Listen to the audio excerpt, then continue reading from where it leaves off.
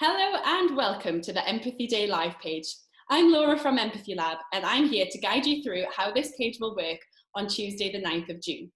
The most important thing to remember is that everything can be accessed that day right on this page. We'll be updating it throughout the day, so make sure that you refresh after you've watched a video in order to move on to the next one. And don't worry if you miss something, all of the videos will appear at the bottom of this page and will remain after Empathy Day too. All the resources you need are at the bottom of the page, and don't worry if you don't have a printer because you can easily make your own. We want everyone to join in with these activities, whether they're an adult, a child, at home, school, or work. There will be a huge social media campaign on the day, so grown-ups, please use the hashtags #ReadForEmpathy and #EmpathyDay. And we're on Twitter, Instagram, and Facebook at EmpathyLab UK, so make sure you like our Facebook page right now. Empathy has been described as a human superpower. It creates happier children, stronger communities, and a better world. And it has never been needed more than now. So the 9th of June is all about inspiring a conversation across the country and even the world about the importance of empathy, how it's a skill we can all learn, and crucially, how books can build it.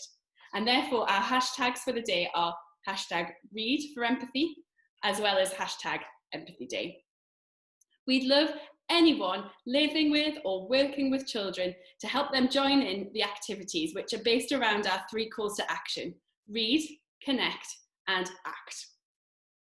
The day kicks off at 9:30 in the morning with Children's Laureate Cressida Cowell. And the first part of the day is read. It's all about #ReadForEmpathy. At 10 a.m, we'll have a special #Draw with Rob. That's with illustrator Rob Biddulph. At 10:30 a.m, there's an empathy-themed story maker show from Puffin. And at 11, there's something that our youngest viewers will absolutely love. It's Kate Priestley from Kingston Libraries with a special rhyme time highlighting the power of emotion. At 11:30 a.m, Sarah Crossan sets an empathy poetry challenge. And at 12 noon, the morning's activities are rounded off with Mallory Blackman, author of Noughts and Crosses. She encourages us to put on our Read for Empathy glasses and make our #ReadForEmpathy recommendations. And these are so important because we really want to be spreading empathy-boosting books and poems across the airwaves so that more people have access to these incredible stories. Now, my top tip for the Empathy Day glasses activity is all about the fact that it's quite hard to cut out the middle of these glasses. And so what I did was I very gently folded the paper. I made some cuts here. And then if you unfold it, it's both not too creased and it's much easier to get your scissors in to cut out the inside of the glasses. So that is my empathy read section top tip. Our second part of the day is based on our call to action, connect, and it happens just after lunch at 1:30 p.m. And connecting is all about really great listening and also the ability to work out emotions, even just from facial expressions. You might have actually had that experience when you read your favourite book and you see the illustrations and you can work out what the characters are probably feeling at a given time. Now, authors Joe Cottrell and Robin Stevens will be showing us a brilliant listening switch exercise for listening 100%. And if you go to the Empathy Day tab above and click the listening switch, you can have a bit of a sneak preview of this activity. You can also download these empathy listening vouchers. And if you're feeling in need of a really great empathy listening session with a family member or a friend, you can download and use these vouchers with them. Or, of course, you can make your own. Now, at 2 p.m, the author Joseph Coelho will lead us in empathy charades, and families can play at home as we work out what emotion is happening on Joseph's face. Our third section of the day is based around the call to action, act. This is because empathy is not just a thinking thing, it's also a feeling thing. We feel it in our hearts and it sometimes makes us want to make real life change. And this is what this section is all about. So at 2:30 p.m, authors Anjali Rauf and Sita Brahmachari will be introducing putting empathy into action. And then we will be encouraged to all together make an empathy resolution poster. So start having a think, is there something you can be doing in your family or community that would make that place a better place? Check out mine. So there are downloadable ones. Today is Empathy Day. Our empathy resolution is, or you can have my empathy resolution is. I thought actually I'd make my own.